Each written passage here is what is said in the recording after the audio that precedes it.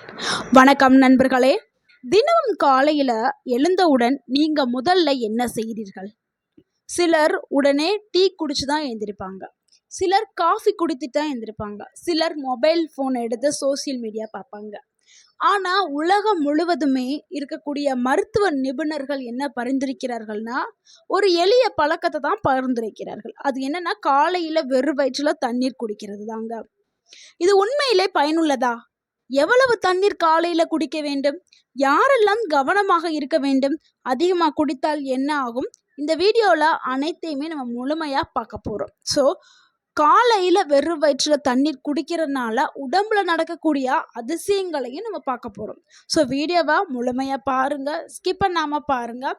இந்த ஒரு வீடியோ உங்களுடைய ஆரோக்கியத்திற்கு மிகவும் முக்கியமான ஒரு வீடியோவாக இருக்கலாம், உங்கள் வாழ்க்கையை மாற்றக்கூடிய ஒரு வீடியோவாக இருக்கலாம். ஸோ வீடியோவை முழுமையாக பாருங்கள், ஆரோக்கியமாக இருங்க. உங்கள் ஆரோக்கியம் உங்கள் கையில் தான். நம்ம உடலுக்கு தண்ணீர் ஏன் ரொம்ப அவசியம் அப்படின்னா, நம்மளுடைய உடலில் 60% வரைக்கும் தண்ணீரால் தான் இருக்குது. மூளை, இதயம், தசைகள், இரத்தம், சிறுநீரகம் எல்லாமே தண்ணீரை சார்ந்து தான் செயல்பட்டுட்டு வருது. ஒரே ஒரு நாளில் மூச்சு, வியர்வை, சிறுநீர், மலம் இதன் மூலமாக நிறைய தண்ணீர் வெளியேறுகிறது நம்ம உடல்ல இருந்து. இரவு முழுக்க நம்ம தூங்குவோம், அதாவது 7லேருந்து 8 மணி நேரம் நம்ம தண்ணி குடிக்காம தான் தூங்குவோம். அப்போ நம்ம உடம்புல சிறிதளவு நீரிழப்பு ஏற்படும். அதான் மைல்டு டீஹைட்ரேஷன் அப்படின்னு சொல்லுவோம். இதனால தான் காலையில் எந்திரிச்ச உடனே தண்ணீர் குடிப்பது நம்ம உடலுக்கு மிகவும் முக்கியமானது, அவசியம் அப்படின்னு நம்ம சொல்கிறோம். ஸோ காலையில் தண்ணி குடிக்கிறது ரொம்பவுமே ஆரோக்கியமானது.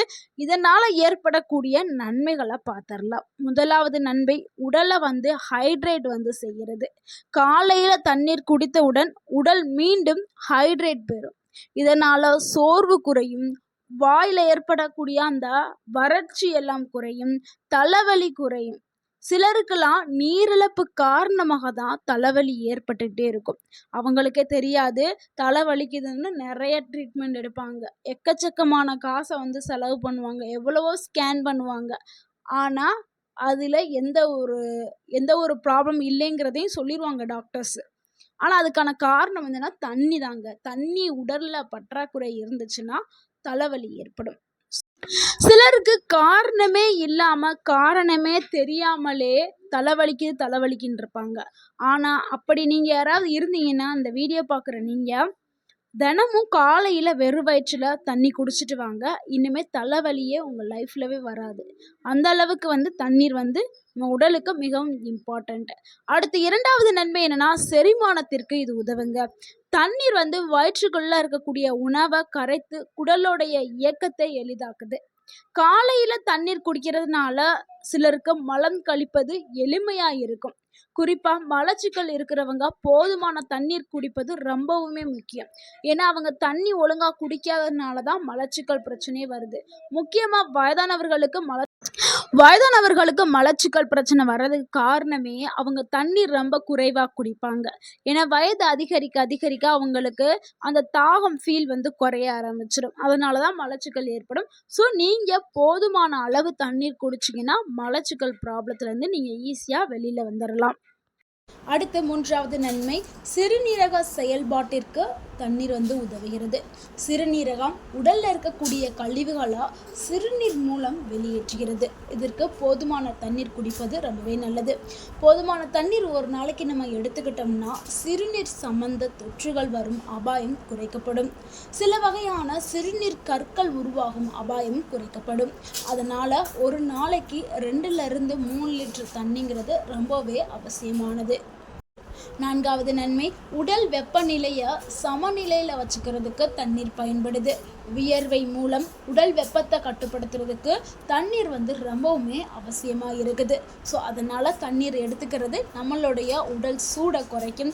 சிலருக்கெல்லாம் உடல் சூடுனால பலவிதமான நோய்கள் வரும். ஸோ உடல் சூடுனால பலவிதமான நோய்கள் வர்றதுக்கு ஒரு காரணமாக இருக்குது. ஸோ உடல் சூடை நம்ம மெயின்டைன் பண்ணுறதுக்கு, அதாவது உடல் சூடை குறைக்கிறதுக்கு தண்ணி கண்டிப்பாக அவசியம். அடுத்து 5வது நன்மை, மூளையுடைய செயல்பாட்டிற்கு இது உதவுகிறது. சிறிதளவு நீரிழப்பு இருந்தாலுமே கவனச்சிதறல் ஆகும், நினைவாற்றல் ரொம்பவே கம்மியாகிறதுக்கு வாய்ப்பு இருக்குது, மனநிலையில் வேறுபாடு ஏற்படும், பாதிப்புகள் அதிகமாகவே ஏற்படும். ஸோ காலையில் நாங்கள் உடலை ஹைட்ரேஷனில் வச்சுக்கிறது ரொம்பவே முக்கியம். ஸோ பிரெயினோடைய செயல்பாட்டுக்கு தண்ணீருங்கிறது ரொம்ப ரொம்ப அவசியம். அடுத்த 6வது நன்மை, உடற்பயிற்சி செய்வங்களுக்கு தண்ணீர் ரொம்பவுமே முக்கியம். காலையில் எக்ஸசைஸ் செய்கிறவங்க முதல்ல தண்ணீரை தான் குடிக்கணும். அப்போ தான் உடல் ஹைட்ரேஷன் மேம்பட செய்யும். ஸோ உடல் நீர்ச்சத்துனால நிரம்பி இருக்கிறதுக்கு கண்டிப்பாக காலையில் தண்ணி குடிச்சே ஆகணும். அடுத்து 7வது நன்மை, சர்ம ஆரோக்கியத்திற்கு தண்ணீர் ரொம்பவுமே அவசியம். நிறைய பேர் தண்ணி குடித்தால் முகம் வெள்ளையாகும் என்று சொல்கிறார்கள். உண்மையில் அது கிடையாது. ஆனால் போதுமான தண்ணீர் நம்ம எடுத்துக்கிட்டோம்னா நம்மளுடைய முகத்தில் அந்த ஹைட்ரேஷன் இருந்துக்கிட்டே இருக்கும். இயல்பாகவே ஈரப்பதம் பராமரிக்கப்படும். அதுதான் உண்மை. அது கலர் மாறாது, ஆனால் முகம் அழகாக மாறும். ஸோ முகப்பருவெலாம் வராது. முகம் பார்க்குறதுக்கு நல்ல ஒரு கிளியர் ஸ்கின் கிடைக்கும். ஸோ முழுமையான தண்ணீரை நம்ம எடுக்க முகம் நல்லா ஒரு பளிச்சுன்னு ஒரு பொலிவான தோற்றத்தோடு இருக்க ஆரம்பிக்கும். அடுத்து 9வது நன்மை, தலைவலியை குறைக்கிறதுக்கு இது உதவும். நீரிழப்பு காரணமாக தான் தலைவலி ஏற்படுது. தண்ணீர் குடித்தால் நல்ல ஒரு நிவாரணம் கிடைக்கும். நம்ம ஏற்கனவே சொன்னோம் இந்த பாயிண்ட், திருப்பி அதை நான் சொல்கிறேன். ஸோ தலைவலி இருக்கிறவங்க தண்ணீரை குடிச்சு பாருங்கள், நல்ல ஒரு மாற்றம் உங்கள் உடலில் ஏற்படும். அடுத்து 10வது நன்மை, உடல் எடையை கட்டுப்படுத்துறதுக்கு தண்ணீர் பயன்படுது. நிறைய பேர் டயட் இருப்பாங்க, ஆனால் தண்ணி தான் ஃபஸ்ட்டு டயட்டில் எடுத்துக்கிறக்கூடிய ஒரு முக்கிய உணவாக இருக்குது. நம்ம சாப்பிட்றதுக்கு முன்னாடியும் தண்ணி குடிக்கணும், சாப்பிட்டதுக்கு அப்புறம் தண்ணி குடிக்கணும். ஏன்னா வெயிட் லாஸ் பண்ணணும்னு நினைக்கிறவங்க அதிக கலோரி இருக்கக்கூடிய உணவுகளை சாப்பிடக்கூடாது.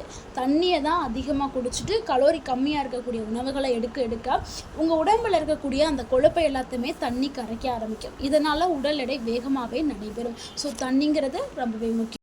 அடுத்து 10வது நன்மை, உடலில் புத்துணர்ச்சியாக வச்சுக்கிறதுக்கு தண்ணீர் பயன்படுது. அதாவது நீங்கள் காலையில் வெறும் வயிற்றில் எந்திரிச்ச உடனே தண்ணி குடிக்கும்போது அன்னைக்கு அந்த டே ரொம்பவுமே ஆக்டிவாக இருப்பீங்க, ரொம்ப சுறுசுறுப்பாக இருக்கும், ஒரு எனர்ஜி கிடைக்கும். ஸோ அந்த அளவுக்கு தண்ணீர்லேயும் நிறைய ஊட்டச்சத்துக்கள் இருக்குது. ஸோ காலையில் எந்திரிச்சு தண்ணி குடிக்கிற பழக்கத்தை வச்சுக்கிறோங்க. அதுக்கப்புறம் உடற்பயிற்சி செய்யுங்க. அதுக்கப்புறம் ஆரோக்கியமான காலை உணவை எடுத்துக்கிறோங்க. ஸோ இப்படி உங்களுடைய வாழ்க்கை முறையை மாற்றிக்கொள்ளுங்கள். அடுத்து ஒரு நாளைக்கு எவ்வளவு தண்ணீர் குடிக்கலாம் அப்படிங்கிறத பார்த்துடலாம். பொதுவாக 250லேருந்து 500 ml எடுத்துக்கலாம். அதாவது 1லேருந்து 2 டம்ளர் வரைக்கும் பொதுவாக குடிக்கலாம்ங்க. அது ஒவ்வொருத்தவங்களுடைய உடல்நிலையை பொறுத்து மாறுபடும். உடல் பயிற்சி செய்கிறவங்க அந்த காலநிலை இந்த மாதிரியை பொறுத்து ஒவ்வொருத்தவங்களுக்கும் மாறும். நான் பொதுவாக தான் சொல்கிறேன்.